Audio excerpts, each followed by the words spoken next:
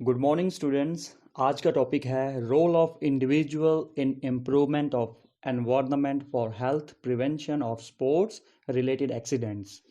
तो मतलब हुआ क्वेश्चन का कि एक इंडिविजुअल का क्या रोल होगा जो कि स्पोर्ट्स के रिलेटेड जितनी भी इंजरीज या एक्सीडेंट होते हैं उससे कैसे हम बच सकते हैं, अपने आप को बचा सकते हैं। तो वैसा एक हेल्दी इन्वायरमेंट में इम्प्रूवमेंट हम कैसे कर सकते हैं, तो एक इंडिविजुअल का क्या रोल होगा। तो शुरू करते हैं। In games and sports 100% prevention is not possible but it can be minimised if sports person took appropriate preventive action and make healthy environment. The prevention of sports related injuries or accident can be done with the following methods. मतलब हुआ कि games और sports में 100% हम बचाव नहीं कर सकते क्योंकि खेलों में अक्सर छोटी मोटी चोटें लगती रहती हैं, इसलिए 100% बचाव नहीं हो सकता। लेकिन हम इसे मिनिमाइज कर सकते हैं, इसे हम कम कर सकते हैं। अगर स्पोर्ट्स पर्सन कुछ सही बचाव वाले एक्शन करे, काम करे और हेल्दी इन्वायरमेंट बनाए, तो बहुत सारे बचाव वाले जो एक्शंस हैं, काम हैं, वो इस तरह से हैं जिसे हम फॉलो करके हेल्दी इन्वायरमेंट को क्रिएट कर सकते हैं और स्पोर्ट्स में होने वाली इंजरीज या एक्सीडेंट्स उसे हम कम कर सकते हैं, उससे हम बच सकते हैं। बहुत सारे वो मेथड्स हैं। तो पहला वो तरीका है सराउंडिंग एनवायरनमेंट, मतलब कि हमारे आसपास का जो वातावरण है उसे हमने चेक करना है खेलने से पहले। जिस जगह हम खेल रहे होंगे, फॉर एग्जांपल हमारी ग्राउंड को हमने अच्छे से चेक करना है कि उसमें क्या क्या चीज़ें हैं, कुछ पत्थर, कोई खड्डे, कुछ ऐसी कोई चीज़ें बीच में पड़ी जिसे हम खेलने से लग सकती है, जैसे कांच हो गया जिसे हम ग्लास कहते हैं। तो अपने सराउंडिंग एरिया अच्छा होना चाहिए। तो क्या लिखा हुआ है, sports person should be aware of the environment around him, the environmental hazards of the playing fields should be checked, the risk factors such as diverts, holes, glass, etc. मतलब हुआ स्पोर्ट्स पर्सन को पता होना चाहिए जिस जगह वो खेल रहा है वो कैसा ग्राउंड है, उसमें उसके आसपास क्या क्या चीज़ें पड़ी हुई है, नीट एंड क्लीन है। अगर कुछ भी पत्थर पड़े हुए हैं, खड्डे हैं, उसे हमने ठीक कर देना चाहिए ताकि खेलते समय हमें लगे ना। तो और लिखा हुआ है कि जैसे कि इन्वायरमेंटल हाजर्ड्स हैं जो प्लेइंग फील्ड्स में होते हैं उसे हमें चेक करना चाहिए। जैसे कि जो रिस्क फैक्टर्स हैं, डाइवर्ट्स हो गए कि खड्डे, खेलते खेलते ग्राउंड में कई बार आपने देखा होगा कि ग्राउंड के बीच के मैदान में जहाँ हम खेल रहे होते हैं तो छोटे मोटे गड्ढे वहाँ होते हैं, तो उन गड्ढों को भरना चाहिए।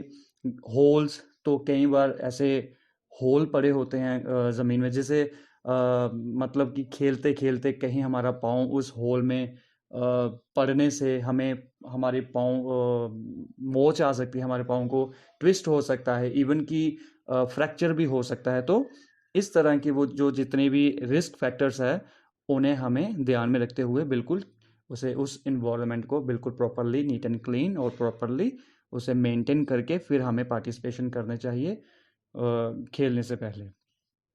तो सेकंड मेथड है जिसे हम बच सकते हैं स्पोर्ट्स के रिलेटेड जितने भी एक्सीडेंट होते हैं, avoid consumption of drugs, alcohol, etcetera.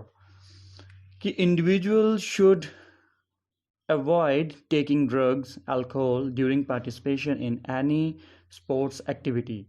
Point का मतलब हुआ कि हमें कोई भी नशे वाली चीज़ों का सेवन करने से दूर रहना चाहिए, इसे इस्तेमाल नहीं करना चाहिए।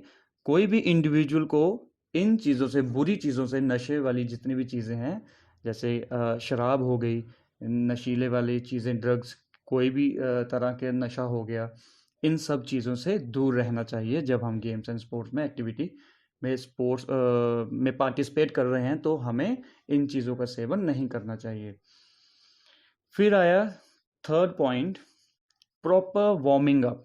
हमें खेलने से पहले अपनी बॉडी की एक्सरसाइज अच्छे से करने चाहिए, जिससे हमारे मसल्स जो कि उस पर्टिकुलरली गेम्स में एक्टिवेट होंगे, तो एक्टिवेट होने से पहले उसकी थोड़ी सी एक्सरसाइज करने चाहिए ताकि हमारे मसल्स टोन अप हो जाएं और छोटी मोटी इंजरीज या मसल्स के ऊपर पड़ने वाला प्रेशर जो होता है वो उसे हम आसानी से बियर कर सकें। तो इसलिए कोई भी गेम्स या कोई भी फिजिकल एक्टिविटी में जाने से पहले हमें प्रॉपर वार्मिंग अप करनी चाहिए।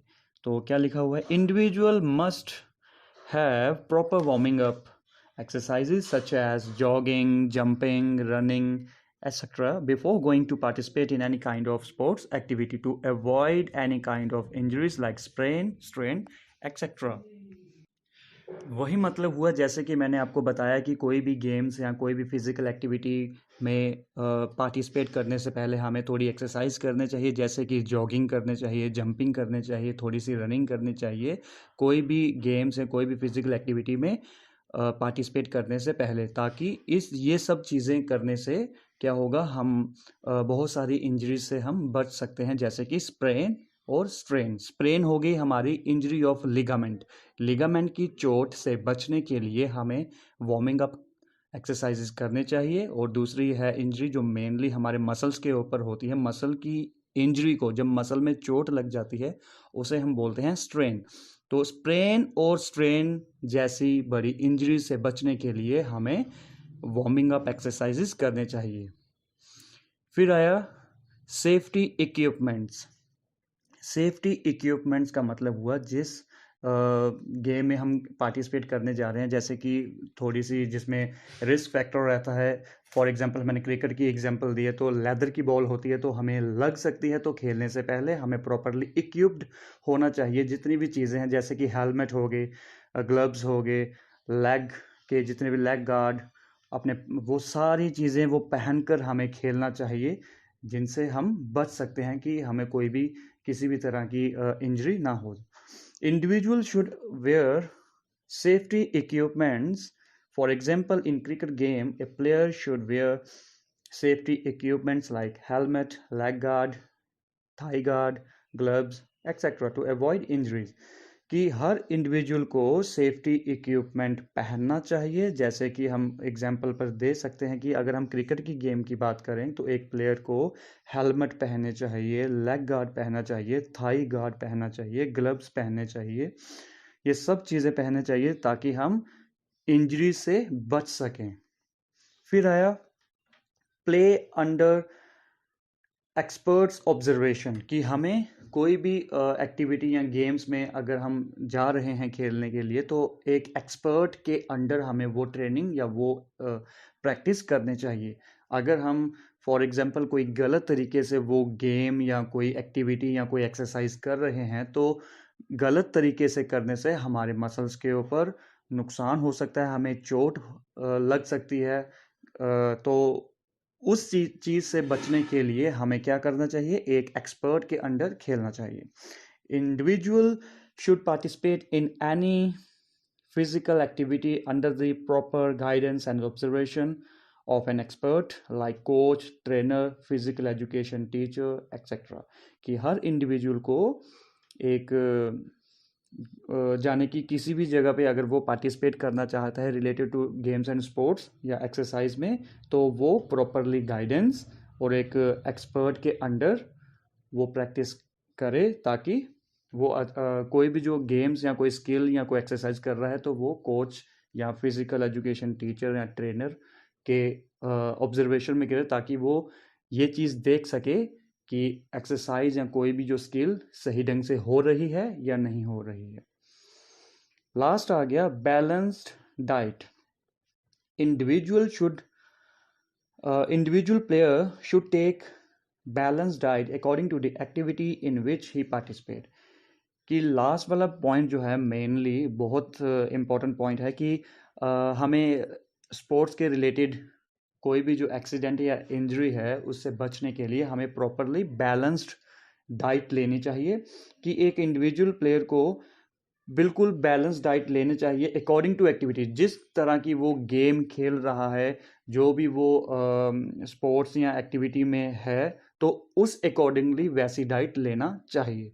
फॉर एग्जांपल अगर आपको बता दूं कि एक वेट लिफ्टर है, बॉक्सर है, इनकी डाइट अलग होगी एक एथलीट जो एक 100 मीटर की रेस दौड़ता है, या फिर खो खो का प्लेयर है, या फिर वॉलीबॉल का प्लेयर है। सभी गेम्स के ऊपर डिपेंड करता है कि वो अपनी एक्टिविटी के हिसाब से डाइट लेते हैं। तो यहाँ यही लिखा हुआ है कि बैलेंस डाइट लेना बहुत ज़रूरी है, अकॉर्डिंग टू दी एक्टिविटी के हिसाब से लेनी चाहिए।